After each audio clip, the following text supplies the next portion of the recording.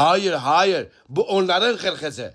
Namuslu hırkız. Yani hırkızlar da kendi aralarında ikiye ayrılabiliyorlar. Bir namuslu hırkız var, bir namussuz hırkız var. Şimdi bunlar kendi hırkızlarının yüzüne sen hırkızsınız, sen hırkızsınız, sen hırkızsınız deyince kendi hırkızlarının utanacağından eminler. Ama namussuz hırkızlarda öyle değil. Videoyla gösterirsin, belgeyle gösterirsin, şahitle gösterirsin. İşte o hırkızlar hep inkar ederler. Ayrıca bu hırkızlar önden Türk gibi, arkadan İngiltere gibidirler. Yani biz bir yandan sizin hırkızı kıskandım. Dedim Allah'ım bize de böyle hırkızlar nasip eyle. Diğer yandan da sizin hırkıza üzüldüm.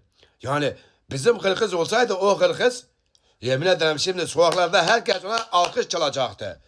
Eğer cezası bittikten sonra bu hırkızı bize transfer edebilir miyiz?